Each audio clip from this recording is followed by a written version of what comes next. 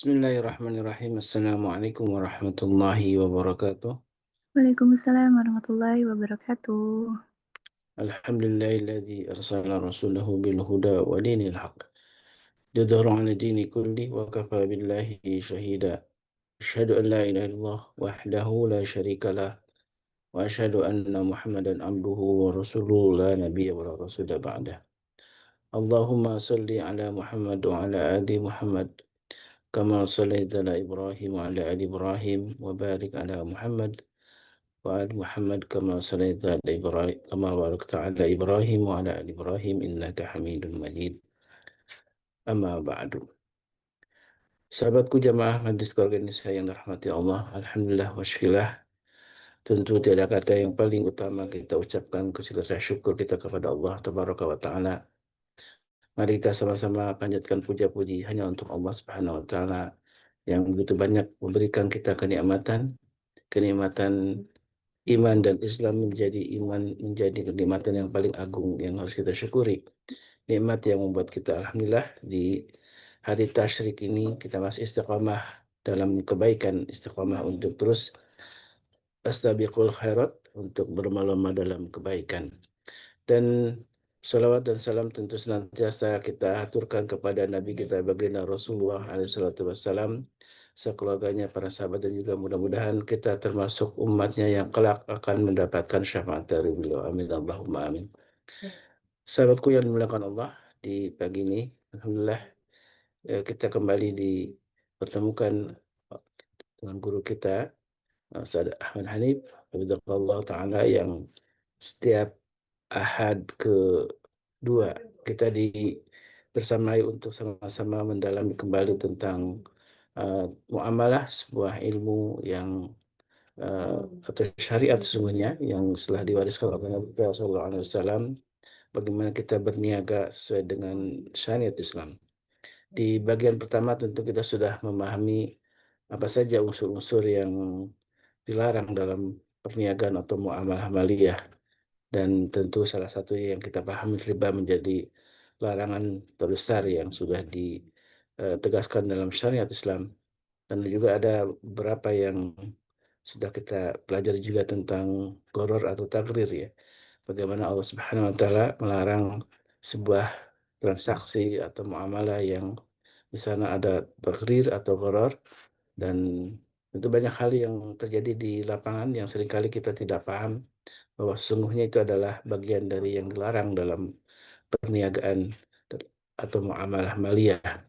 Dan alhamdulillah dengan kita ngaji di setiap Ahad kedua ini kita makin paham, karena di sini kita sama-sama ya tahu ada tijarah eh, setiap Ahad, Sabtu Ahad, dan juga di sore hari kita di grup senantiasa diisi dengan eh, produk-produk dari saudara kita dan mungkin juga dari kita yang memiliki produk, untuk saling berbagi informasi produk yang dibutuhkan dan juga bermanfaat untuk kita semua. Dan alhamdulillah kita juga sebagai konsumen dan juga ada produsen, dan masya Allah ya, dengan hadirnya pasar kita yang kita bina, kita kembangkan bersama, mudah-mudahan juga bagian dari keberkahan yang Allah turunkan untuk kita semua. Karena sudah banyak yang mengajak untuk membeli dagangan saudara kita, karena bagian dari kita tuh menumbuhkan sebuah ekonomi yang berbasis umat ya. Ekonomi berbasis umat ini sangat penting untuk kita kembangkan, karena siapa lagi yang bisa mengembangkan ekonomi berbasis umat itu kecuali kita sendiri. Orang-orang yang beriman tentu sangat sadar betapa tantangan ekonomi ini eh, sangat besar ya. Banyak hal-hal yang, karena banyak hal inovasi dalam perdagangan yang kemudian ketika kita tidak pahami bagaimana panduan syariat, tentu akan terjebak dalam perbuatan terlarang. Dan alhamdulillah Ustaz Ahmad Hanif sudah bersama kita. Assalamualaikum Ustaz. Sudah standby? Waalaikumsalam warahmatullahi wabarakatuh.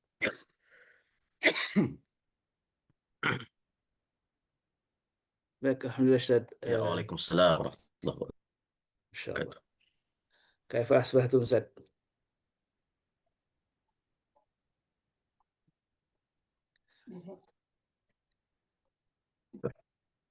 Alhamdulillah, alhamdulillah.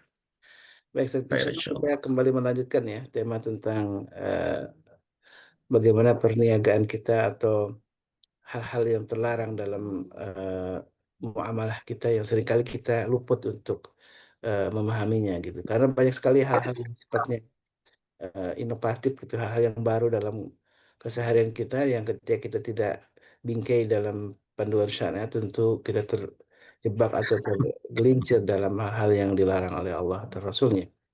Baik, Ustaz, tafadhol masykurah. Kita mulai jemaah untuk menyimak lanjutan dari tema tentang hal-hal terlarang dalam eh, jual beli. Tafadhol masykurah, Ustaz. Baik, syukron jazakumullah khairan Ustaz Kharis. Bismillahirrahmanirrahim. Assalamualaikum warahmatullahi wabarakatuh. Waalaikumsalam Waalaikumsalam warahmatullahi warahmatullahi wabarakatuh. wabarakatuh. Warahmatullahi wabarakatuh. Alhamdulillah, alhamdulillahi ala ihsanih wa syukru lahu ala taufiqihi wa amtinanih. Asyhadu an la ilaha illallah wahdah ta'ziman li sya'nih. Wa asyhadu anna Muhammadan abduhu wa rasuluhu ad-da'i ila ridwanih wa ala alihi wa sahbihi wa atba'ihi wa ikhwanih. Asyhadu an la ilaha illallah wa asyhadu anna Muhammadan abduhu wa rasuluhu. Rabbi shrah li sadri wa yassir li amri wahlul 'uqdatam min lisani yafqahu qawli. Allahumma la sahla illa ma ja'altahu sahla wa anta taj'alul hazna idza syi'ta sahla. Allahumma amin amma ba'd. Alhamdulillah, ayah bunda jamaah MKI sekalian yang terhormati Allah Subhanahu wa taala. Yang pertama, pada hari Ahad ini yang masih merupakan hari tasyrik ya. Asrik. Saya mengucapkan selamat Idul Adha untuk kita semua. Semoga kita senantiasa diberikan taufik untuk beramal soleh pada hari-hari yang baik ini dan juga pada bulan yang mulia ini. Dan mudah-mudahan amal ibadah kita, baik bagi yang berkurban ya, ataupun barangkali ada jamaah MKI yang menunaikan haji, dan juga amal ibadah lainnya diterima oleh Allah Subhanahu wa taala.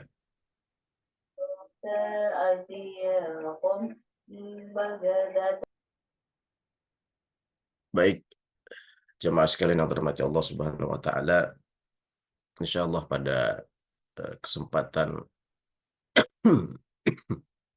kajian kali ini, seperti tadi yang disampaikan oleh Ustaz Khalis, kita kembali melanjutkan mengkaji tentang hal-hal ya, atau sebetulnya bisa kita sebut prinsip-prinsip larangan di dalam muamalat. Karena tadi sebagaimana yang disampaikan bahwa muamalat ya, transaksi bisnis jual beli jasa itu selalu berkembang, dan perkembangannya itu cenderung cepat gitu ya. Nah, akan lebih efisien gitu ya kalau kemudian yang perlu kita pahami adalah prinsip-prinsipnya, sehingga ketika ada suatu perkembangan ya, ini bisa kita cocokkan dengan prinsip-prinsip larangan ini. Kalau prinsip larangan ini terdapat di dalam suatu transaksi yang baru itu, maka besar kemungkinan tentu itu akan menjadi transaksi yang dilarang. Tetapi jika kemudian suatu transaksi bebas ya dari unsur-unsur yang dilarang ini, maka ya insya Allah mudah-mudahan transaksi kita benar, sah secara syariat, sehingga kemudian rezeki yang juga kita dapatkan dari transaksi tersebut halal ya, dan mudah-mudahan kemudian menjadi berkah.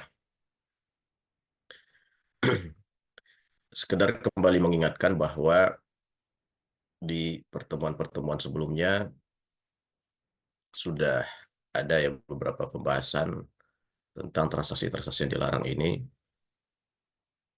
Ada tentang riba, kemudian ada tentang gharar ya, kemudian ada tentang tagrir ya, kemudian juga hari ini insya Allah kita akan membahas tentang zalim ya, atau dalam bahasa Arab disebut dengan az-zulum.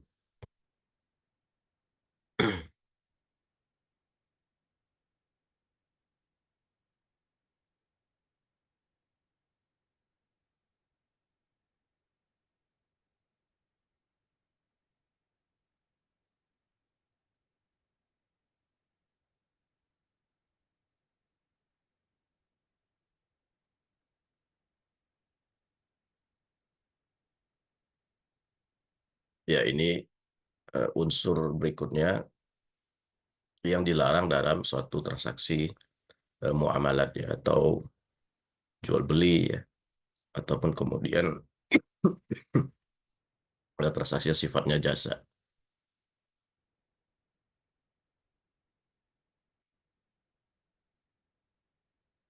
Sebentar ya, saya izin sebentar.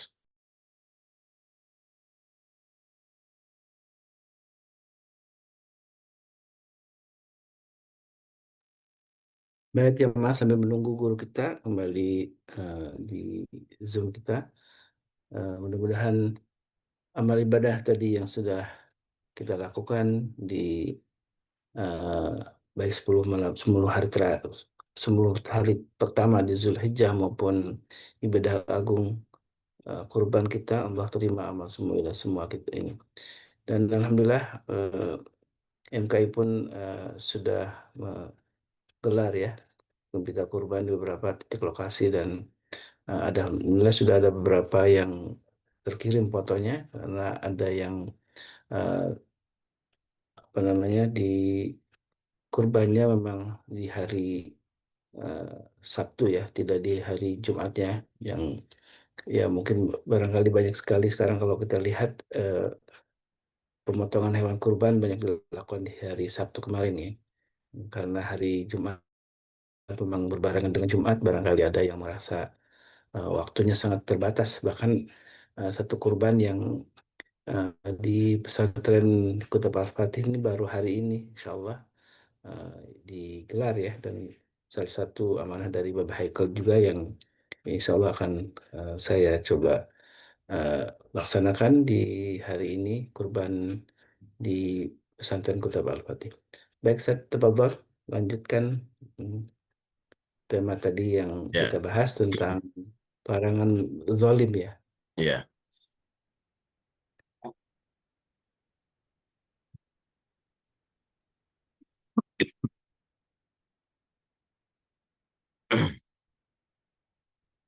ya. eh, Kembali kita lanjutkan, yaitu larangan adanya kezaliman ya, atau yang kita kenal dalam bahasa Indonesia zalim, atau bahasa Arabnya kita sebut az-zulmu, di dalam transaksi muamalat atau transaksi keuangan ya. Baik itu jual beli ataupun sifatnya kemudian transaksi jasa.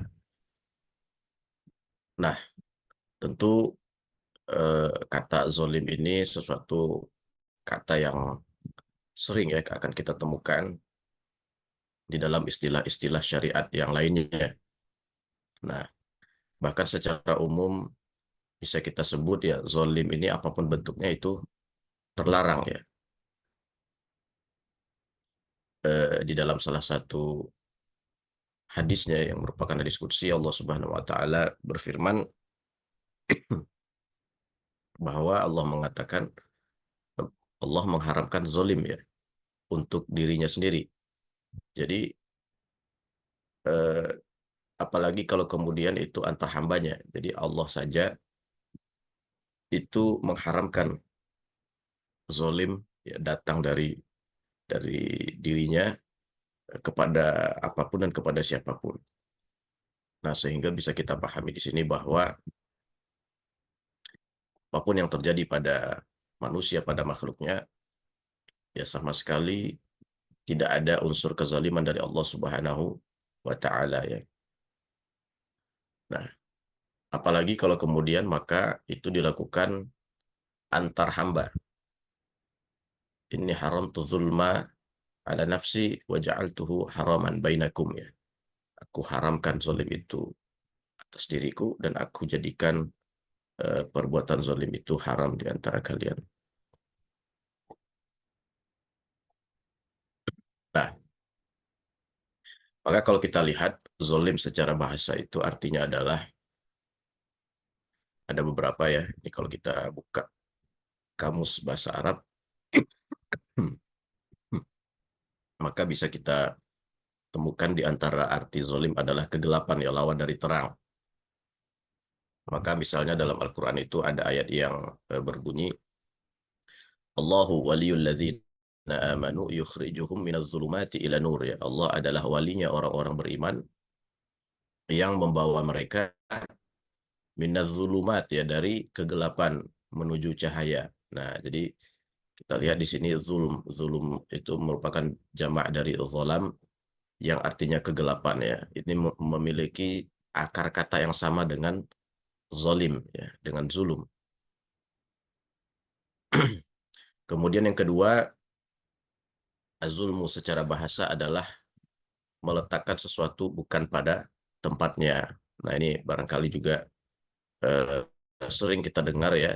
Jadi pengertian zalim secara bahasa itu meletakkan sesuatu bukan pada tempatnya, dan ini adalah pengertiannya sangat luas sekali, bisa diterapkan ya di dalam berbagai bidang kehidupan. Contoh yang paling nyata adalah syirik itu disebut Allah Subhanahu wa taala di dalam surah Luqman sebagai kezaliman ya, sebagai perbuatan zalim. Karena apa? Karena seharusnya ya, kita menempatkan ibadah itu hanya kepada Allah Subhanahu wa taala. Tapi syirik itu menjadikan selain Allah juga sebagai tujuan ibadah. Sehingga disinilah terjadi unsur zalim ya. Inna syirka la zulmun azim. Sesungguhnya perbuatan syirik itu adalah kezaliman yang besar. Maka itu adalah salah satu contoh bagaimana Al-Quran menyebut ya syirik itu sebagai perbuatan yang zalim. Nah,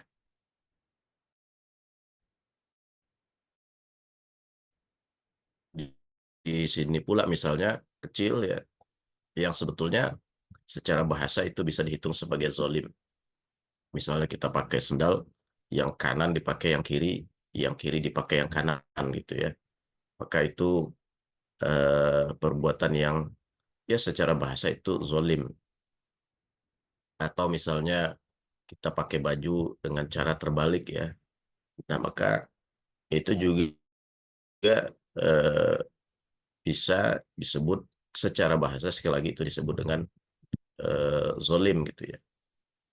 Nah, jadi ini contoh-contoh perbuatan yang kemudian bisa disebut zalim secara bahasa, yaitu meletakkan sesuatu bukan pada tempatnya ya. Tentu beberapa hal dalam hal ini adalah merujuk pada suatu kebiasaan ya, karena menempatkan sesuatu pada tempatnya itu kan juga biasanya tergantung pada kebiasaan kita. Kemudian yang C ya, arti zalim yang berikutnya adalah melampaui batas. Jadi biasanya segala sesuatu di dunia ini ada batasnya ya, ada rambu-rambunya. Ya, misalnya Allah Subhanahu wa taala itu menetapkan batasan ya kepada manusia.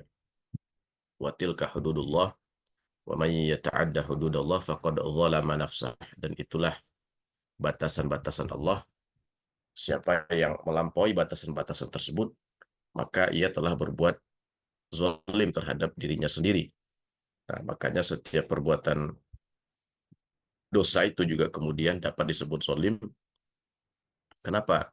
Karena pada prinsipnya ya setiap dosa yang dilakukan itu adalah eh, melampaui dari batas yang sudah Allah tetapkan ya, melanggar batas yang sudah kemudian Allah tetapkan. Nah, ini lebih kurang beberapa pengertian zalim yang bisa kita temukan ya di dalam kamus atau pengertian zalim secara bahasa.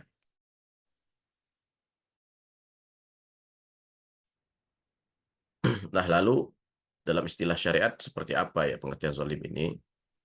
Nah, ya kalau kita lihat di sini, zalim ini adalah suatu istilah yang umum dalam syariat ya. Oleh karena itu, zalim digunakan dalam berbagai bidang ilmu syar'i. Tadi contoh pembahasan syirik disebut zalim itu kan dalam bidang akidah, dalam bidang tauhid. Kemudian juga dalam bidang eh, muamalat juga kemudian jelas ya, ketika kita melampaui batas ya, kemudian mengambil harta orang lain dengan cara yang tidak benar, itu disebut dengan memakan harta orang lain dengan cara yang zalim ya. Nah, kemudian juga di dalam bidang akhlak juga pada pada secara umum ya kita dilarang kemudian menzalimi orang lain gitu ya. Ketika kita tidak misalnya ketika kita tidak melakukan kewajiban kita terhadap sesama manusia, maka pada dasarnya kita sudah melakukan zalim ya. Atau eh, ketika misalnya kita tidak melaksanakan ya hak orang lain yang ada pada kita, maka kita dapat disebut zalim juga ya. Dan kemudian itu beberapa contoh zalim ya yang kemudian digunakan secara umum. Kemudian yang dimaksud di dalam konteks jual beli ini apa ya, atau dalam fikih muamalat ini seperti apa, khususnya dalam konteks larangan jual beli atau larangan transaksi keuangan ya, transaksi muamalat.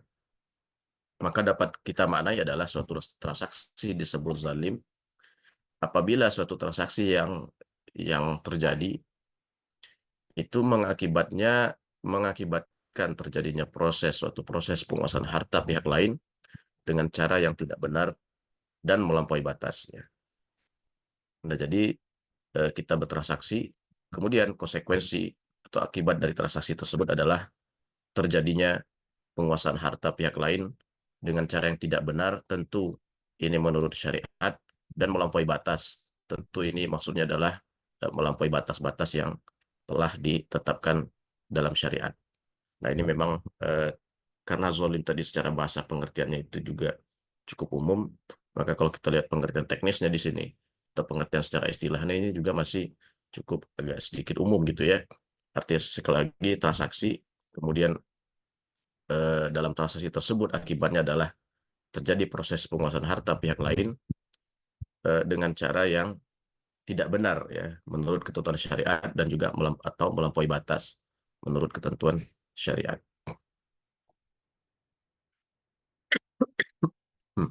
Nah, berikut dalil-dalil larangan zalim ya.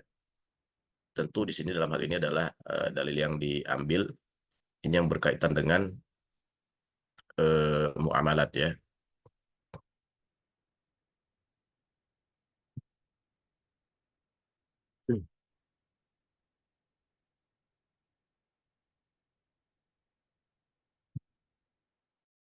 Baik, sebentar ya, saya mau geser ini, geser posisi sebentar.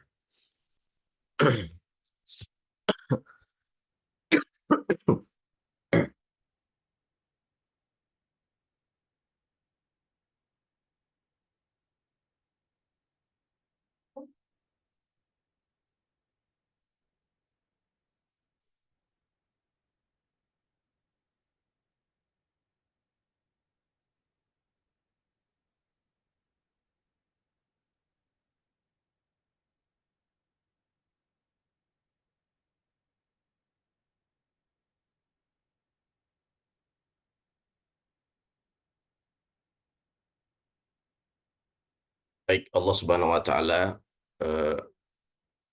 berfirman di dalam surat An-Nisa ya, ayat 29. A'udzubillahi minasyaitonirrajim. Ya ayyuhalladzina amanu la ta'kulu amwalakum bainakum bil batil illa an takuna tijaratan an taradim minkum wa la taqtulu anfusakum innallaha kana bikum rahima. Wahai orang-orang yang beriman, janganlah kamu memakan harta sesamamu dengan cara yang batil atau cara tidak benar, kecuali berupa perniagaan atas dasar suka sama suka di antara kamu. Ya. Janganlah kamu membunuh dirimu, sesungguhnya Allah Maha Penyayang kepadamu. Sekali lagi dalam ayat ini Allah Subhanahu wa taala melarang orang-orang yang beriman agar jangan memakan harta sesamamu ya dengan cara yang batil, dengan cara yang tidak benar, dengan cara yang tidak sesuai dengan ketentuan syariat ya. Jadi ini suatu larangan yang bersifat sangat umum sekali. Apapun cara-cara mendapatkan harta orang lain yang tidak sesuai dengan ketentuan syariat ya, maka itu dihitung sebagai cara yang batil, sebagai cara yang terlarang. Kecuali ya melalui suatu perniagaan, melalui suatu perdagangan antarodin atas dasar suka sama suka atau atas dasar persetujuan di antara kamu. Maka prinsipnya dalam transaksi ya, tukar menukar harta itu prinsip yang paling utama itu adalah ridho ya. Prinsip yang paling utama itu adalah antarodin, setuju. Maka bisa kita sebut bahwa seharusnya dalam suatu transaksi tukar menukar harta itu harusnya tidak ada yang rugi gitu ya. Harusnya dua-duanya untung ya. Harusnya dua-duanya eh, mendapatkan keuntungan dari transaksi tersebut. Jadi dalam Islam transaksi bisnis itu bukan berjudi gitu ya. Bukan kita untung atau buntung, tapi harusnya pembeli senang, penjual juga senang, pembeli ridho, penjual juga ridho. Itu yang seharusnya, itu yang semestinya, dan itu yang menjadi prinsip ya sebenarnya. Wala taqtulu anfusakum. Nah ini, janganlah kamu membunuh dirimu, sesungguhnya Allah Maha Penyayang kepadamu. Ya. Nah, tadi sudah di bagian yang pertama dari ayat ini berbicara tentang bagaimana suatu transaksi ya, suatu perniagaan, suatu jual beli jangan sampai kemudian mengandung kebatilan, unsur-unsur yang dilarang, termasuk di dalam halnya adalah zolim. Tadi kalau kita lihat pengertian zolim itu kan penguasaan harta pihak lain dengan cara yang tidak benar atau melampaui batas gitu ya. Nah, ketika keridhaan ini hilang, ketika keridhaan atau persetujuan itu tidak ada, biasanya di situ yang muncul adalah melampaui batas atau tindakan yang tidak benar ya. Sehingga ayat ini, itulah yang menjadi kaitan ayat ini dengan larangan berbuat zalim di dalam transaksi. Kemudian juga Nabi SAW bersabda, ya, janganlah kalian berbuat zalim. Sampai 3 kali ini. Jadi Nabi mengatakan ini 3 kali. Janganlah kalian berbuat zalim, janganlah kalian berbuat zalim. Tidak halal harta orang lain kecuali dengan kerelaan dirinya. Nah, jadi ingat ya, harta orang lain di sini Nabi mengatakan itu tidak halal bagi kita kecuali dengan kerelaan dirinya. Kecuali kalau mereka dengan sukarela menyerahkannya kepada kita. Nah, bagaimana cara mereka menyerahkan sukarela? Ya tentu yang pertama adalah melalui jalur perniagaan, perdagangan, di mana kita juga menyerahkan sesuatu yang mereka butuhkan, sesuatu yang mereka inginkan, sehingga mereka dengan sukarela menyerahkan hartanya untuk mendapatkan sesuatu tersebut, ya tukar menukar. Atau kemudian ya mereka memberikannya secara cuma-cuma ya, mereka memberikannya karena kebaikan. Nah, itulah yang kemudian disebut dengan ya bisa mungkin dalam bentuk hadiah gitu ya, ataupun misalnya dalam bentuk kalau kepada orang yang kurang mampu ya istilahnya kemudian sedekah gitu ya. Nah, jadi nah itulah yang kemudian membuat ya 2 contoh dari transaksi yang kemudian harta itu dikeluarkan dari kerelaan sehingga harta itu menjadi halal ya. Nah, ini ayat dan hadis ini hanya contoh saja ya, sungguhnya sangat banyak ayat dan hadis yang melarang perbuatan zolim ya secara umum, dan juga ayat dan hadis yang sifatnya melarang perbuatan zalim dalam transaksi bisnis. Jadi sekali lagi karena zalim ini merupakan istilah yang umum, maka secara umum larang berbuat zalim ini tidak hanya terkait dengan bisnis gitu ya, tidak hanya terkait dengan transaksi keuangan, tapi juga terkait dalam hal-hal lainnya dalam syariat. Tapi juga ada ayat-ayat dan transaksi atau ayat-ayat dan hadis yang sifatnya itu larangan zalim khusus dalam transaksi bisnis sebagaimana hadis dan ayat yang tadi kita baca sebelumnya. Nah, jadi dengan dua ini ya sebetulnya sudah cukup menjadi suatu dasar argumen bagi kita bahwa zalim itu dilarang termasuk di dalam transaksi bisnis. Nah, sekarang eh, kalau kita perhatikan gitu ya, dalam hal-hal yang dilarang dalam transaksi keuangan sebelum pembahasan khusus zalim ini kan kita sudah ada pembahasan misalnya tentang riba ya, misalnya tentang gharar, misalnya tentang tagrir. Sebetulnya semuanya ini kan juga mengandung sudah ada unsur zalimnya gitu ya. Dalam riba itu ada unsur zalimnya, kemudian dalam gharar juga ada unsur zalimnya, dalam tagrir juga ada unsur zalimnya. Nah, lalu kemudian kenapa ada pembahasan khusus tentang zalim itu tersendiri ya? Apakah ada transaksi yang betul-betul kemudian hanya dilarang hanya karena kemudian ada unsur zalim gitu ya. Sebentar.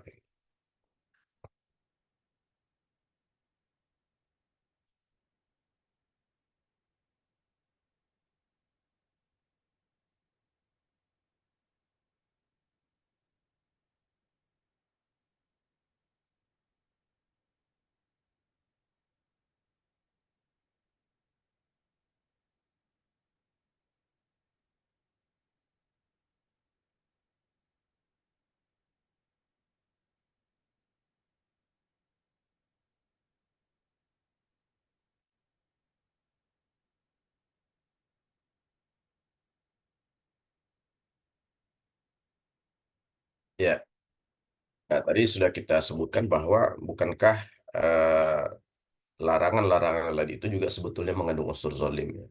Misalnya dalam riba, itu kan juga ada unsur zalimnya. Karena riba itu kan mengambil suatu tambahan gitu ya. Suatu tambahan tanpa kemudian ada suatu kompensasi, baik itu yang sifatnya barang ataupun kemudian sifatnya jasa. Nah, tambahan inilah yang kemudian menjadi zolim, terlepas dari orang tersebut setuju atau tidak gitu ya. Kemudian gharar juga demikian. Nah, gharar itu kan tadi adanya ketidakpastian, sehingga sebetulnya orang ini kan tidak rela ya harta dia diambil dengan cara seperti itu. Eh, tetapi karena ada unsur ketidakpastian itu ya, karena dia juga berharap suatu untung yang tidak pasti, sehingga dia dengan sukarela masuk dalam transaksi itu ya. Nah, pada hakikatnya itu juga mengandung kezoliman. Kemudian juga ada tagrir ya, yang kemarin misalnya ya tagrir itu lebih kepada penipuan.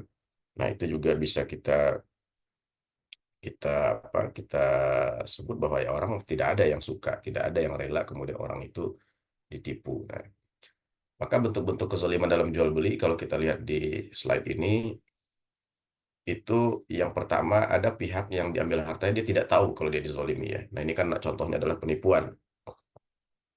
Yang kedua atau B, pihak yang diambil hartanya mengetahui tapi tidak menyetujui. Nah, tentu contohnya diambil dengan paksa gitu ya. Nah, ini kan dia tahu tapi dia tidak setuju, dia tidak rela. Kalau yang A, kalau seandainya dia tahu ya dia juga tidak rela gitu kan, makanya zolim. Yang C, pihak yang diambil hartanya mengetahui dan menyetujui. Tapi karena dia tetap kemudian melakukan transaksi itu karena apa? Karena adanya kebutuhan. Nah, misalnya tadi riba ya, ini kan bentuk zolim juga. Seandainya orang yang katakanlah diberikan pinjaman kemudian dibungakan gitu, mereka punya pilihan untuk tidak melakukan itu ya barangkali mereka tidak mau gitu ya. Nah, barangkali mereka lebih memilih ya dengan cara jual beli atau dengan cara kerjasama ya atau bagi hasil gitu. Tapi karena pilihannya hanya ada itu ya mau tidak mau kemudian mereka menjalani transaksi tersebut. Nah, ini contoh dia tahu dia memberikan 5% atau 10% atau 20% dari modal yang dia pinjam gitu ya. Tapi ya dia emang mau tidak mau dia melakukan itu dikarenakan adanya kebutuhan. Nah, ini bentuk-bentuk biasanya kezaliman dalam jual beli. Nah, lalu kalau kita lihat di sini ya, larangan-larangan lainnya seperti tadi riba, gharar, kan itu kan karena ada unsur zalimnya. Lalu apa yang membedakan zalim dalam pembahasan ini dan larangan-larangan yang lain? Nah, di sini beberapa muamalat tidak menonjol unsur-unsur yang disebutkan di atas. Jadi ada muamalat-muamalat tertentu, ada transaksi bisnis tertentu, kalau kita cek itu tidak ada ribanya ya. Kalau kita cek itu tidak ada gharornya. Tetapi itu tetap dilarang. Kenapa dilarang? Nah itu tadi, karena ada unsur zalim. Nah inilah yang dimaksud dengan larangan itu murni dikarenakan ada unsur zalim. Bukan karena ada unsur ribanya, bukan karena ada unsur gharornya, bukan karena ada unsur takrirnya, bukan karena ada unsur tadlisnya, ya, tapi murni dikarenakan adanya unsur zalim. Apakah ada transaksi seperti yang dilarang? Tentu ada gitu ya. Nah ini contoh-contohnya. Yang pertama contohnya di sini bisa kita lihat larangan jual beli ketika orang lain sedang melakukan jual beli. Nah, ini kita ya dalam salah satu hadisnya Nabi menyatakan bahwa janganlah salah seorang kalian melakukan jual beli terhadap saudaranya yang sedang melakukan jual beli ya. Contoh misalnya eh, si A dan si B membeli ya sebutlah suatu handphone gitu ya dengan harga sudah sepakat ini, sudah terjadi kan jual belinya 1 juta. Tapi beliau berdua ini masih ada dalam suatu apa katakanlah di toko itu gitu ya, suatu majelis. Kemudian datanglah pihak ketiga si C menawarkan kepada si B yang sebagai pembeli, mau nggak kamu beli dari saya aja, harga lebih murah, barangnya sama, itu kan 900.000 misalnya. Nah ini artinya melakukan jual beli ketika orang lain sedang melakukan jual beli. Nah ini menzolimi dalam hal ini ya kepada pihak-pihak yang sedang melakukan jual beli, khususnya dalam hal ini menzolimi pihak penjual gitu ya. Nah inilah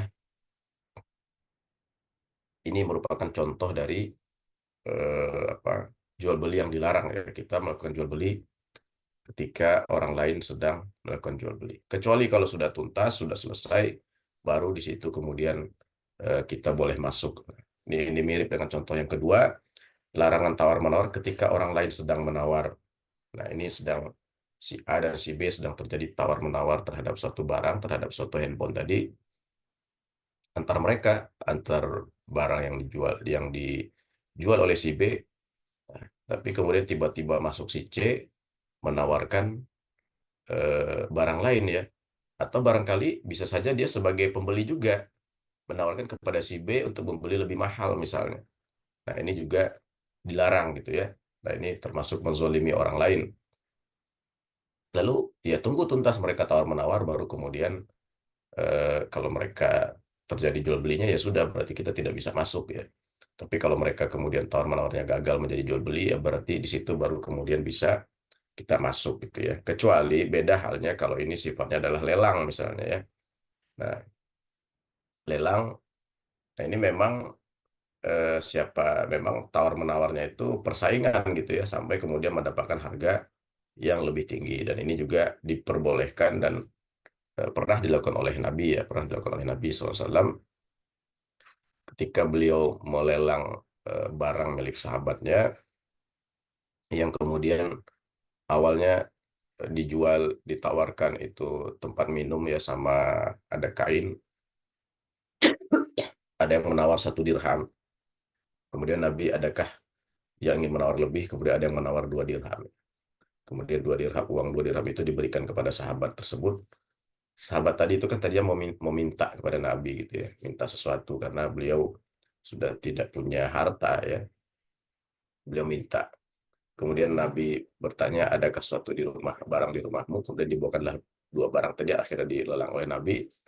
Kemudian Nabi berikan 2 dirham tersebut kepada sahabat tadi dan mengatakan, 1 dirham beli makanan untuk keluargamu, 1 dirham lagi beli mata kampak ya, kemudian engkau bawa ke sini.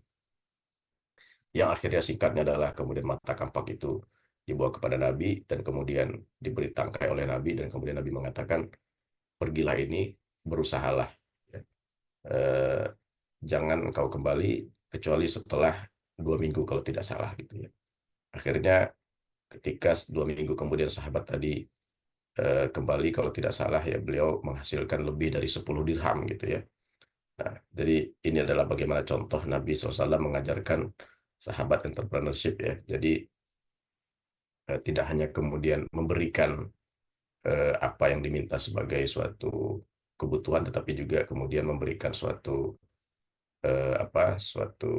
prinsip berwirausaha sehingga sahabat tadi bisa lebih mandiri secara ekonomi, bahkan kemudian barangkali juga bisa membantu orang lain. Kemudian contoh yang ketiga adalah menetapkan harga ya. Yang dimaksud menetapkan harga ini biasanya ini adalah pemerintah gitu ya. Nah, jadi sebetulnya harga ini tidak boleh ada pihak yang berkuasa yang menetapkan gitu ya. Nah, contoh hari ini misalnya harga Pertalite 10.000 yaitu ditetapkan oleh pemerintah. Atau kemudian ya apapun lah gitu ya. Sebetulnya kenapa? Karena harga ini harusnya kemudian dikembalikan kepada mekanisme pasar. Bagaimana tawar-menawar antara pembeli dan penjual sehingga sampai kepada suatu kesepakatan ya. Ya itulah yang insya Allah kesepakatan itulah yang menguntungkan mereka berdua. Nah, inilah rahasianya kenapa tidak boleh ditetapkan, tidak boleh dipaksakan. Karena biasanya kalau dipaksakan ada yang dirugikan ya. Makanya dalam kasus penetapan harga yang dilakukan oleh pemerintah, ya biasanya kalau bahan bakar ya pemerintah akan mensubsidi penjualnya gitu kan. Pemerintah mensubsidi Pertaminanya ya. Begitupun dalam biasanya hal-hal yang bersifat publik lainnya, yaitu pemerintah ketika menetapkan harga, pemerintah akan memberikan kompensasi kepada penjual gitu ya. Nah, maka tapi pada prinsipnya harga itu dikembalikan kepada mekanisme pasar tawar-menawar yang ada di pasar gitu ya. Selama tidak ada kezoliman, maka itulah insya Allah harga yang seimbang, harga yang adil. Nah, maka kalau ada pihak yang menetapkan, yaitu kemudian menimbulkan kezoliman. Contoh yang keempat, ini menimbun ya atau monopoli. Nah, ini prinsipnya juga pasar itu kemudian bersifat bebas gitu ya. Setiap orang boleh menjual, setiap orang boleh membeli, prinsipnya seperti itu. Nah, ketika ada suatu pihak yang kemudian memonopoli atau menguasai, maka eh, akan berpotensi timbul kezoliman. Berarti kan dia menguasai harga di situ gitu ya.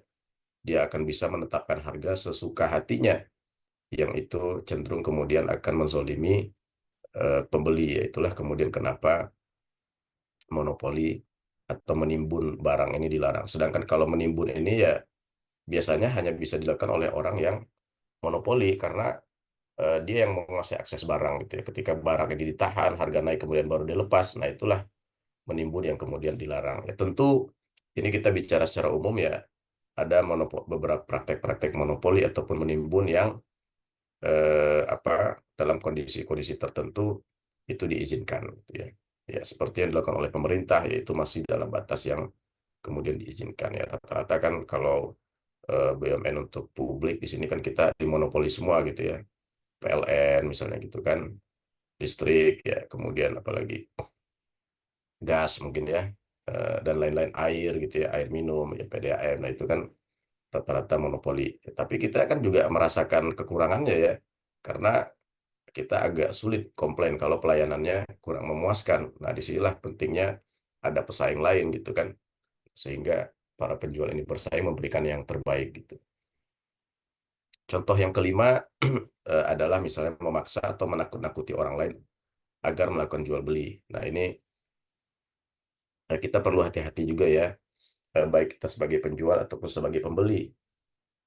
Kadang-kadang promosi yang berlebihan bahkan sampai kemudian cenderung menakut-nakuti orang lain untuk sesuatu yang ya sebetulnya mungkin peluang terjadinya kecil atau ya kecil gitu ya, agar kemudian dia melakukan membeli produk kita. Nah ini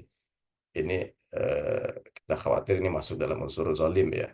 Artinya orang ini kan sebenarnya dia mungkin tidak butuh ya, atau dia tidak mau beli, tapi kemudian karena ditakut-takuti atau kemudian dipaksa ya.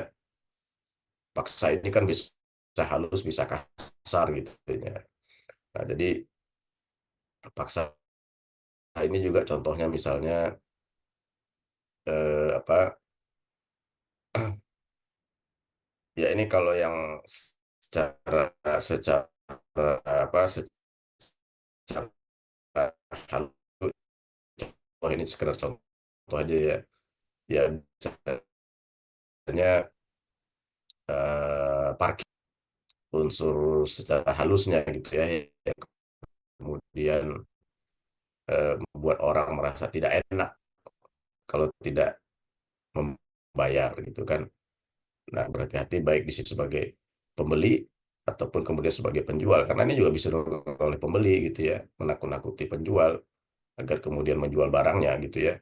Ditakuti ini kalau nggak ini nggak laku, atau memberikan informasi ini barang ini sudah apa, ini kalau kamu nggak beli jual sekarang, wah ini besok-besok harganya udah turun gitu, dan lain sebagainya dan lain sebagainya. Nah, contoh yang kelima, jual beli yang menjadi wasilah kemaksiatan gitu ya. Ya, kita sebetulnya barang-barang yang boleh dimanfaatkan, barang-barang tertentu itu bisa menjadi, apalagi kalau kita tahu itu menjadi wasilah kemaksiatan. Misalnya kita menjual senjata untuk musuh agama Islam, misalnya gitu. Kita menjual suatu barang yang kita tahu ini pelakunya misalnya pemain dalam hal kemaksiatan. Nah, ini juga kemudian tidak itu sebetulnya barangnya umum, kemudian pembelinya juga umum, ya tentu kita tidak seluruhnya tahu apa yang dilakukan oleh oleh pembeli gitu ya.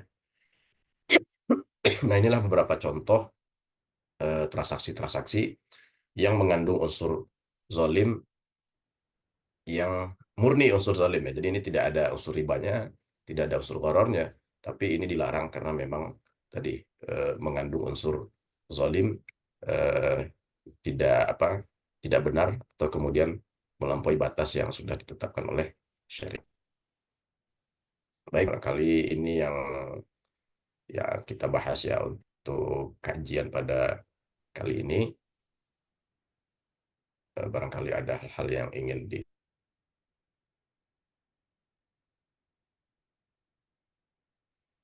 MC kita, Ustaz Khalis.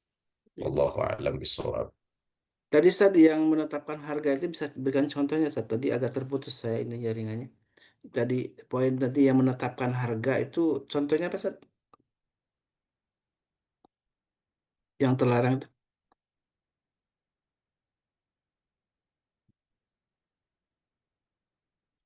masih Sinyalnya kayaknya ya. ya jaringannya. Baik, Allah, alhamdulillah tadi sudah menyimak ya beberapa poin contoh yang eh, transaksi atau jual beli yang terlarang dalam Islam. Tidak ada goror, tidak ada riba dalam transaksi itu. Jelas kalau riba itu jelas ya. Kemudian goror itu jelas ya. Tapi ini transaksinya sesungguhnya halal. Tapi menjadi haram tadi karena ada beberapa hal yang di apa menjadi bagian dari transaksi itu yang kemudian menjadi haram. Salah satunya tadi ya ada memonopoli, kemudian juga menakut-nakuti orang yang akan membeli gitu ya. Nah, ini kan kita sering menyaksikan gitu ya, pembeli berusaha menakut-nakuti, memberikan teror ya, mungkin bukan teror apa namanya ya, membuat kekhawatiran. Misalkan harga minggu depan udah naik sekali ini harganya gitu. Padahal belum tentu itu yang benar ya. Nah, itu mungkin salah satu yang sering kita dengar ketika kita menjual nih, mumpung harganya lagi apa namanya, dan menakut-nakuti bahwa nanti akan terjadi krisis atau apa. Nah, itu juga hal yang tentu harus diwaspadai karena bisa jadi terjebak dalam yang termasuk dilarang dalam transaksi. Nanti beberapa hal yang sering kita saksikan atau mungkin pernah kita terlibat dalam transaksi itu, baik sebagai pembeli maupun penjual. Nanti kita insya Allah akan kita diskusikan dengan Ustaz Ahmad Hanif. Tapi Ya. kedua beliau ini alhamdulillah, insya Allah udah kembali gabung. Baik, Sad, kita kembali ya untuk membahas beberapa poin tadi, contoh-contoh yang ada dalam transaksi yang terlarang karena ada kezoliman. Nah, ini kezoliman itu yang tadi sudah disampaikan, tentu barangkali dalam prakteknya banyak hal yang di luar itu ya. Tapi ada beberapa poin tadi yang sudah Iya. ditampilkan oleh Ustaz Ahmad Hanif tentang beberapa contoh dalam transaksi yang terlarang. Silakan jemaah yang ingin bertanya atau juga sharing tentang transaksi yang dilarang ini. Masih ada waktu bersama Ustaz Ahmad Hanif sekitar 15 menit ya. Ustaz Ahmad Hanif, oh masih, waduh, udah lama terpental kembali Di ya. luar lagi, Iya, Ustaz Halis. keluar lagi. Baik, langsung aja Bunda Nadia, gimana? Nanti kita coba nanti diskusikan dengan Ustaz Ahmad Hanif. Iya, Assalamualaikum warahmatullahi wabarakatuh. Waalaikumsalam warahmatullahi wabarakatuh. Misalnya gini Ustadz, kalau misalnya kita itu ngejual barang yang mirip originalnya karena memang banyak permintaan dari pembeli, justru pembelinya yang minta, nggak usah yang asli deh, yang asli kan mahal, pengen yang mirip aja, misalnya kayak sepatu, tas kayak gitu ya. Hmm, Misalnya mereknya Elpong gitu. Nah, dia pengen belinya memang yang mirip doang gitu, nggak bukan yang original. Itu sebenarnya boleh apa enggak sih? Soalnya saya pernah dengar ada yang bilang boleh, ada yang bilang enggak gitu, Ustadz. hmm. Tapi brandnya sama dengan yang asli nggak brandnya? Dannya sama, tapi tetap ada bedanya karena kan di dalam itu biasanya suka ada nomor serinya. Nah, nomor serinya yang membedakan biasanya Ustadz gitu. Hmm. Kan kita bisa ngecek tuh di ini di online dan penjual itu biasanya kan ngejelasin ini bukan aslinya karena harganya juga pasti jomplang banget, pasti beda banget. Cuma Iya. bentuknya si Hmm. brandnya masih sama gitu. Dalamnya beda semuanya gitu. Hmm. Kualitasnya juga mirip sih Ustadz. Nah, itu sebenarnya boleh apa enggak gitu. Saya Baik. kan suka mikir gitu. Takut ini kan takut menyimpang dari syariat nggak sih gitu. Iya. Kalau dari sisi produsennya gimana ya? Itu yang pemilik asli brand itu, apakah brand itu punya hak cipta gitu dalam hal katakanlah hak ciptanya sudah terdaftar di Haki atau apa gitu yang memang tidak boleh dipalsukan gitu. Itu gimana ya? Ya biasanya kan itu di luar negeri ya Ustaz. Dari luar Hmm. negeri, dari Amerika, dari Kanada gitu produksinya. Kalau nggak dari China gitu. Kan banyak tempat produksinya memang yang aslinya. Cuma emang ini diproduksi si tiruannya. Tapi dia ada keterangan bahwa itu bukan asli gitu di depan Hmm, boxnya oke. misalnya kayak gitu. Karena permintaan juga banyak tuh di Indonesia permintaan yang hanya mirip-mirip aja gitu, Statolis. Baik. Harusnya belum masuk ya. Iya. Silakan saya kumpulkan dulu. Mungkin ada pertanyaan lain dari jemaah. Silakan.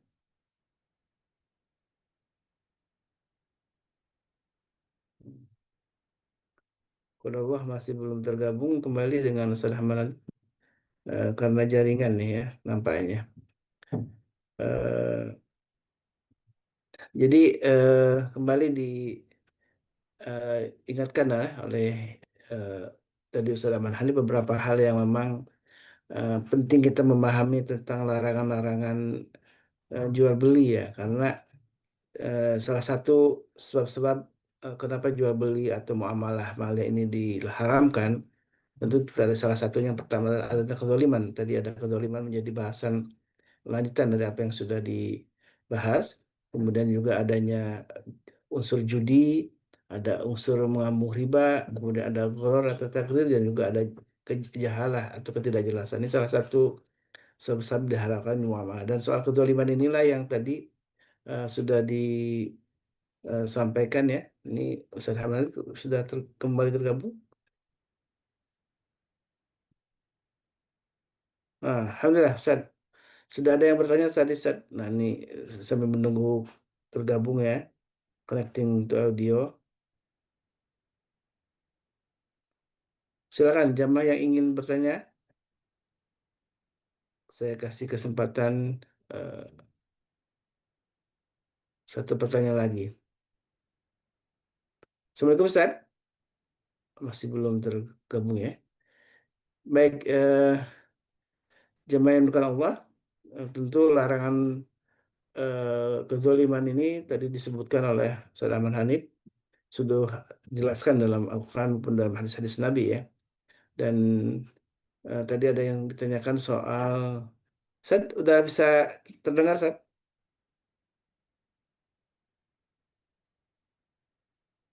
Alhamdulillah, sudah bisa terdengar, Set ya?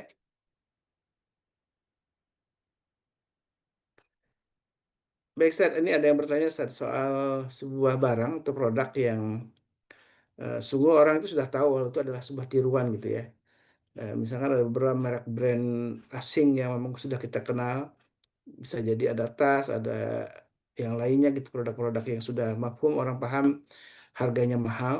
Tapi kan banyak sekali barang-barang tiruan dan orang ketika pembeli membeli dengan harga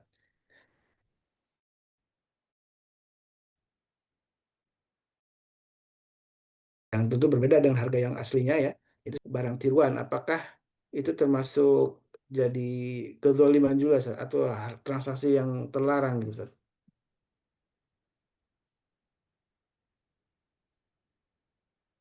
Silakan, Ustaz. Sudah bisa Ya, tadi? Hmm. suara saya terdengar ya? Cek. Ya, sudah, Ustaz.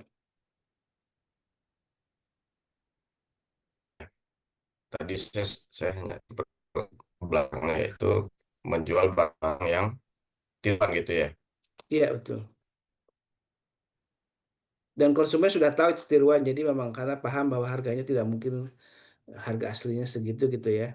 Misalkan jual tas yang bermerek kan harganya jutaan, tapi dijual dengan produk tiruannya itu yang mungkin mirip gitu ya. Dan orang beli, si konsumen tahu itu memang bukan aslinya dan ridho untuk membeli dengan harga katakanlah jauh di bawah harga yang memang aslinya gitu. Itu apakah juga terlarang, Ustaz? Baik,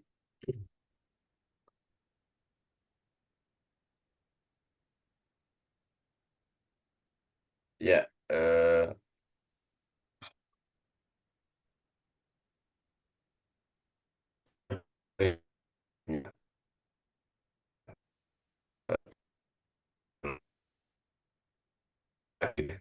Nah, biasanya kan kegiatan pembajakan itu disebut untuk yang memang merek itu sudah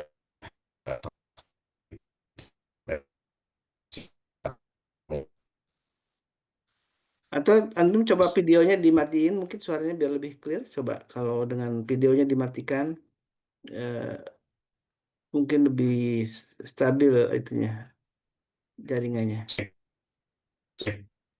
tes. Iya, masih putus-putus, Sat.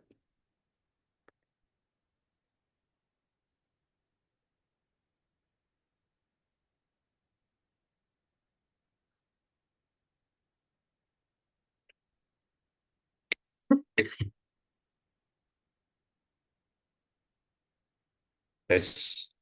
Ya, silakan, Sat. Ya, ya.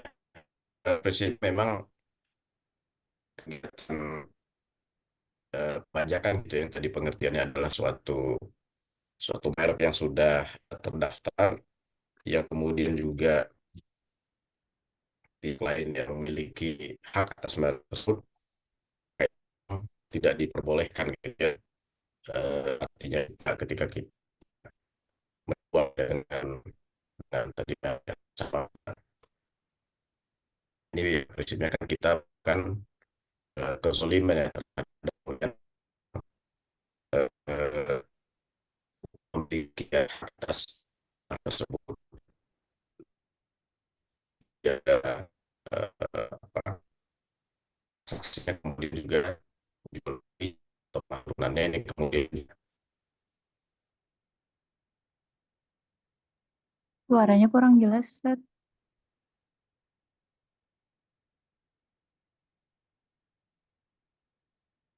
Ya, masih terkendala jaringan ya, nampaknya.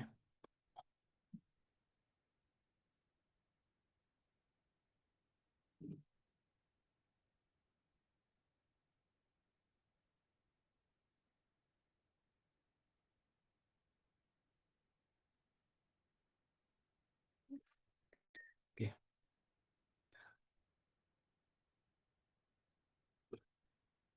Baik, nampaknya masih belum stabil jaringannya. Eh, Coba saya beberapa hal yang saya baca ya tentang larangan atau transaksi barang tiruan apa gimana hukumnya, ini menjadi sebuah pembahasan menarik ya.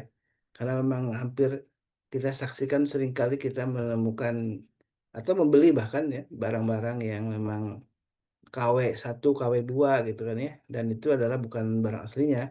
Tentunya bukan barang yang eh, apa namanya yang memang branded, itu kan ada istilahnya barang branded itu ya. Hanya mereknya aja yang sama tapi jauh dari kualitas yang memang eh, yang ada dalam barang itu tersebut ya, yang sesuai dengan brand tersebut. Nah, ini hukumnya bagaimana? Tentu eh, kalau saya baca dari pendapat beberapa ahli hukum gitu ya, beberapa ahli syariat itu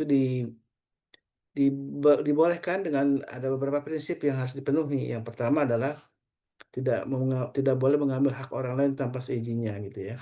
Itu yang pertama. Kedua, tidak boleh membohongi dan menipu publik. Artinya misalkan ini barang KW tapi menyebutkannya dengan barang asli gitu ya, itu tuh nggak boleh ya. Itu karena menipu konsumen ya. Yang ketiga, tidak boleh menyelisihi aturan pemerintah yang wajib ditaati selain selama ini bukan maksiat. Ini aturan dari pemerintahnya gimana nih? Apakah barang-barang KW ini produksi yang memang tiruan ini memang diizinkan oleh pemerintah? Nah ini kalau sepanjang diizinkan tentu tidak ada masalah gitu ya. Dan tadi soal tidak boleh mengambil hak orang lain tanpa seizinnya. Nah, ini tentang hukum si produsen yang asli, apakah brand itu sudah di apa masukkan kepada hak cipta, yang artinya tidak boleh ditiru ketika memang dia belum me- memberikan ketentuan tentang hak cipta itu ya, kalau menurut saya dan juga saya baca beberapa ahli eh, hukum syariat itu ya, dibolehkan sepanjang memang barang itu tidak ada hak ciptanya, tidak di apa namanya tidak didaftarkan katakanlah menjadi barang yang tidak boleh ditiru, karena itu kan ada property right ya yang jelas dilindungi oleh undang-undang. Nah, sepanjang itu tidak masuk dalam ranah itu, maka sungguhnya ya kalau meniru aja dibolehkan gitu ya. Itu yang saya pahami Bunda Nadia ya, sambil menunggu Ustadz Ahmad Hanif. Eh, Iya, Ustaz Tolis. Berarti kalau misalnya ada yang membedakan, ada penjelasan di depannya, berarti boleh itu ya? ya kan bukan menipu ya, bukan Iya. menipu, konsumen udah tahu kan, jadi itu barangnya memang KW dan bukan asli gitu ya. Iya. Hmm. Kalau Ya, misalkan eh, untuk menghindari soal tadi hak cipta, saya nggak tahu misalkan apakah brand itu sudah dipatenkan gitu ya, dan kemudian tidak boleh ada yang menirunya. Nah itu kalau itu tentu akan termasuk larangan kita mengambil hak orang lain gitu ya. Kecuali kalau memang barang itu belum dipatenkan, belum di apa namanya, tidak ada larangan untuk menirunya. Nah itu kalau saya masih dibolehkan. Mungkin katakanlah ada seringkali kan ada merek brand tertentu yang hampir mirip, tapi sesungguhnya ada bedanya dari brand itu gitu. Walaupun mungkin orang sekilas itu sebenarnya sama gitu ya. Cuman sedikit dibedakan, nah itu untuk menghindari, biasanya untuk menghindari gugatan dari pemilik hak cipta dari produsen tersebut, maka kalau dalam gugatan di pengadilan itu masih bisa bekerja. Ini kan beda, walaupun mirip, tapi tentu ada bedanya sedikit, ada bedanya walaupun dari logonya misalkan gitu dan lain sebagainya ya itu. Itu sepanjang yang saya tahu ya, Bunda Nadia ya. Iya, Ustaz. Jadi saya tuh jualan yang asli, tapi si pembeli selalu minta yang jangan yang asli, yang biasa aja katanya gitu. Iya. Ya, artinya udah paham kan si pembeli itu memang barang yang dibeli itu dengan harga yang miring karena memang bukan barang asli atau KW, tapi KW-nya gitu ya. Iya, kecuali yang asli ada rejectnya pasti lebih murah gitu, Ustaz. Iya, iya. Sepanjang ada tadi tidak ada unsur membohongi konsumen, bahkan dideklar dari awal, itu sebenarnya sesungguhnya tidak ada larangan kalau menurut saya ya. ya, halo. Ya, lanjut Seth. Ya, Masih tema tentang tadi maaf nih tadi masalah sinyal. tentang barang tiruan. Ini bagaimana hukumnya menjual barang tiruan atau bertransaksi baik membeli maupun menjual barang tiruan ini hukumnya gimana, Ustaz? Ya, eh, tadi saya juga sudah sempat dengar sedikit juga ya dari Ustaz Kholis tadi. Ya kan tadi kita sudah, saya juga di awal tadi juga sempat jelaskan bagaimana kedudukan barang barang tiruan gitu ya.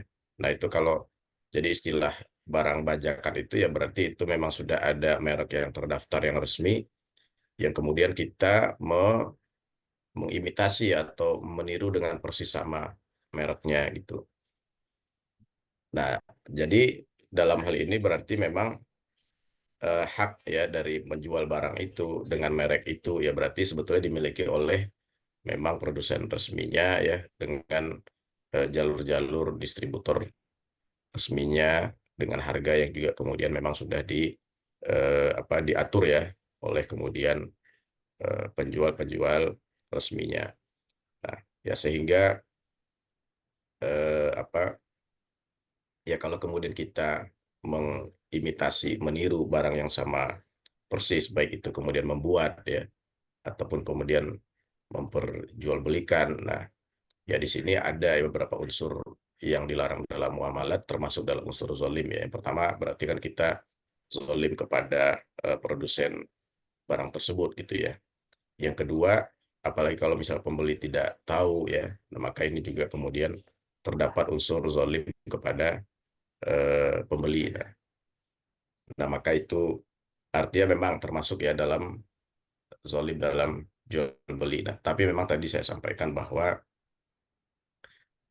masalahnya memang di negara kita ini aturan ya belum ditegakkan ya secara cukup baik ya, sehingga barang-barang yang imitasi tadi masih marak dan konsumen pun ya kecenderungan tentu akan memilih barang yang murah gitu ya, terlepas dari tahu ataupun kemudian tidak tahu ya. Nah, kalau ya untuk saya pribadi ini sikap pribadi ya, tentu kita berusaha ya, berusaha untuk kemudian kalau kita memang tahu itu adalah barang tiruan ya kita berusaha kemudian eh, menghindari gitu ya. Tapi kalau kemudian karena suatu suatu kebutuhan ya, ini artinya memang ada desakan suatu kebutuhan dan kemudian ya kemampuan kita barangkali hanya di barang yang apa tadi ya barang tiruan itu ya ya menurut saya ya kita juga jangan kemudian mencoba membenarkan itu gitu ya. Ya sudah kalau kita lakukan ya kita anggap itu kesalahan dan kita ya perbanyak istighfar ya mudah-mudahan Allah Subhanahu wa taala mengampuni dan kemudian memberikan kita suatu solusi ya suatu dari jalan keluar ya barangkali mungkin ya mudah-mudahan kalau kemampuan ekonomi kita lebih baik kita bisa kemudian membeli ya produk yang kemudian originalnya. Itu terkait dengan produk-produk bajakan ya. Nah, tetapi memang kalau kemudian itu tadi berbeda gitu ya, atau produk merek itu belum terdaftar gitu kan, artinya ini masih ya siapapun bisa jual sebetulnya gitu ya, ya itu berarti kan tidak termasuk ya. Atau kemudian mereknya berbeda ya, ini kan juga ada beberapa produsen itu meniru ya, bukan kalau menjimplak itu kan mungkin persis sama, tapi ini meniru, mungkin mereknya agak sedikit berbeda gitu ya. Kemudian juga mungkin ada dari sisi desainnya juga kemudian agak dibedakan dan ya konsumen juga sudah paham ya bahwa ya ini tidak sama dengan aslinya ya artinya ini insya Allah tidak termasuk dari larangan yang mengandung unsur zolim. Dalam hal ini tidak ada yang dizolimi gitu kan, produsen tidak dizolimi karena kita bukan menjual merek dia, konsumen juga tidak dizolimi karena kemudian konsumen tahu ya bahwa barang ini bukan merek A dan kualitas juga tidak seperti A dan juga harga yang ditawarkan memang juga sepadan gitu ya dengan merek barang yang ini gitu.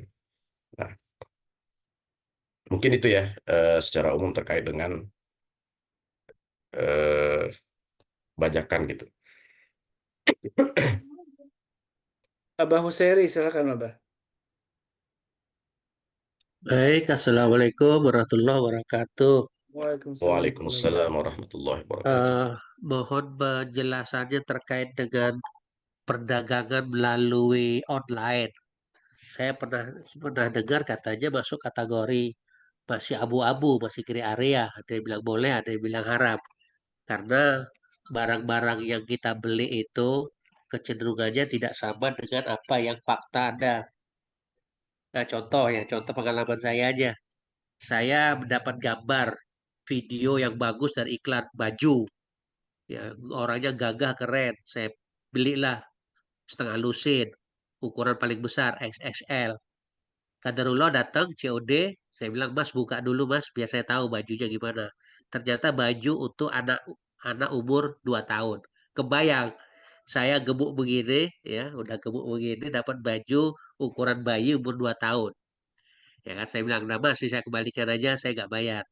Nah, pengalaman itu tidak sekali dua kali, ya, dah lebih dari 10 kali lah. Yang baju resleting, celana resletingnya nggak ada, gitu kan. Center colokannya nggak ada.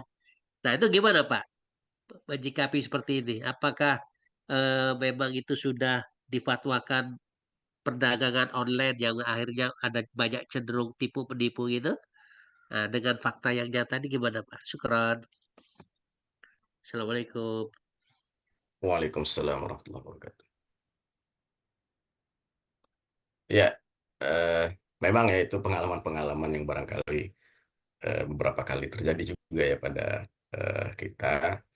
Eh, tapi pada prinsipnya kita tidak bisa general ya, artinya kita tidak bisa menggeneralisir atau tidak bisa menghukumi secara umum ya eh, perdagangan online seperti itu ya, meskipun memang kasus-kasus seperti itu apa ya frekuensinya terjadi gitu ya.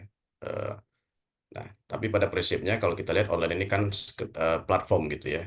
Nah, di belakangnya itu ada penjual dan pembeli ya. Dan kalau saya perhatikan ya, kalau memang produsen yang benar-benar niat membeli ya, dia akan berusaha itu kemudian konsumen itu puas gitu ya dengan produknya gitu ya, dengan produk yang dibeli. Sehingga biasanya deskripsi yang diberikan itu sangat cukup jelas gitu ya. Kemudian juga video-video yang diberikan itu ya mendekati nyata lah gitu ya. Kemudian juga menampilkan biasanya review-review dari pembeli-pembeli sebelumnya gitu ya. Nah, jadi saya rasa pembeli pembeli yang benar pun itu akan berusaha bagaimana kemudian maaf penjual yang benar pun itu akan berusaha bagaimana pembelinya itu puas ya dengan barang yang kemudian dibeli. Tadi kan kita di awal sudah sempat katakan bahwa pada prinsipnya penjual dan pembeli itu tidak ada yang pengen buntung gitu ya, tidak ada yang pengen rugi, dua-duanya pengen untung. Nah, begitupun dengan penjual. Pembeli pun juga seperti itu gitu ya. Mereka rela sebetulnya membayar dengan harga yang memang ditetapkan agar agar sepadan ya dengan yang mereka inginkan gitu kan.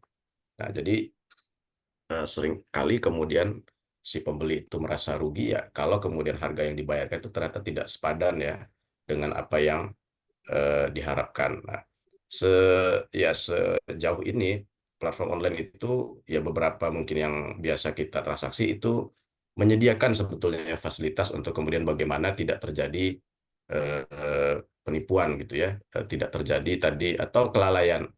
Bahkan beberapa platform itu pun memfasilitasi kalau seandainya ada kelalaian itu bisa diganti dan lain sebagainya gitu ya. Jadi secara general untuk online ya dan saya juga seingat saya tidak ada ya fatwanya yang secara khusus tentang online ini tidak boleh ya atau dilarang. Tetapi memang ya perlu kita pilah-pilah ya, perlu kita pisah-pisah. Kalau memang tadi si penjualnya ada informasi yang tidak lengkap gitu ya, atau bahkan memang niatnya dari awal sudah ingin menyesatkan pembeli, maka tentu ini berdosa gitu ya. Nah ini kan tagrir ya, mengandung tagrir berarti memang diniatkan sebagai untuk menzolimi, untuk menipu si pembeli gitu ya. Dan ini biasanya terjadi tidak hanya di pasar-pasar online gitu ya, bahkan pasar offline juga terkadang ada trik-trik penjual yang memang ya berarti niatnya dari awal memang tidak ingin terjadi antara saling ridho antara penjual dan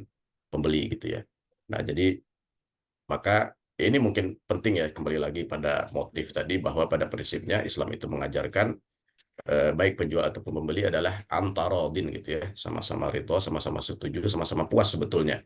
Nah, sehingga sama-sama untung gitu karena pada prinsipnya orang itu tidak mau memberikan hartanya, mengeluarkan hartanya kalau dia tidak mendapatkan apa yang kemudian dia inginkan gitu ya. Maka itulah yang kemudian dijaga oleh Islam ya. Makanya tadi ada larangan-larangan termasuk tadi gharar ya, taghrir, riba, zolim. Jadi sekali lagi insya Allah untuk online secara umum, secara platformnya tidak ada masalah gitu ya. Para ulama, seingat saya juga yang lain, MUI ataupun fatwa-fatwa internasional itu juga secara platform online-nya itu tidak melarang gitu ya. Tetapi memang ya kembali lagi kepada oknum-oknum penjual ataupun pembeli yang ada di platform-platform ini gitu ya. Kalau kemudian itu dimanfaatkan secara benar, insya Allah itu sudah tersedia semua fasilitas untuk kemudian menghilangkan ketidakjelasan di dalam jual beli. Tetapi kalau memang dari awal niatnya sudah menyembunyikan informasi untuk menyesatkan baik itu penjual ataupun pembeli, maka yaitu masalah keharaman itu kembali kepada, atau masalah dosa kembali kepada penjual atau pembeli yang merupakan tadi ya oknum yang melakukan kecurangan. Wallahu a'lam. Baik, satu pertanyaan lagi saya buka sebelum ditutup ya, karena ada hampir jam 7. Kalau tidak ada, kita tutup dan mudah-mudahan Allah Subhanahu wa taala membukakan pintu hidayah untuk kita dengan menerima tadi ilmu dari Ustaz Ahmad Hanif, bagaimana kita bertransaksi sesuai dengan syariat Islam, dan hal-hal terlarang tentu sangat penting untuk kita pahami. Jangan sampai kita terjebak dalam perilaku yang tidak hanya merugikan orang lain, bahkan justru diri kita, karena kita menjadi berdosa, menjadi orang-orang yang telah berbuat maksiat dan melanggar syariat dari Allah Subhanahu wa taala dan Rasulnya. Dan itulah jamaah Allah, dengan menghadiri majelis ilmu ini, mudah-mudahan kita dalam berniaga menjadi niaga yang penuh berkah, karena sesungguhnya apapun aktivitas yang kita lakukan ketika kita diniatkan karena Allah, tentu akan mendapatkan pahala yang berlipat. Mudah-mudahan Allah Subhanahu wa taala terus memberikan kita hidayah dan taufiknya. Mari kita tutup dengan doa kafaratul majlis. Subhanakallahumma wa bihamdika Subhanakallah. asyhadu an la ilaha illa anta astaghfiruka wa atubu ilaik. Assalamualaikum warahmatullahi wabarakatuh. Waalaikumsalam Waalaikumsalam. warahmatullahi wabarakatuh. اللهم ارحمنا بالقرآن واجعله لنا إماما ونورا وهدى ورحمة. اللهم ذكرنا منه ما نسينا وعلمنا منه ما جهلنا وارزقنا تلاوته آناء الليل وأطراف النهار واجعله لنا حجة يا رب العالمين.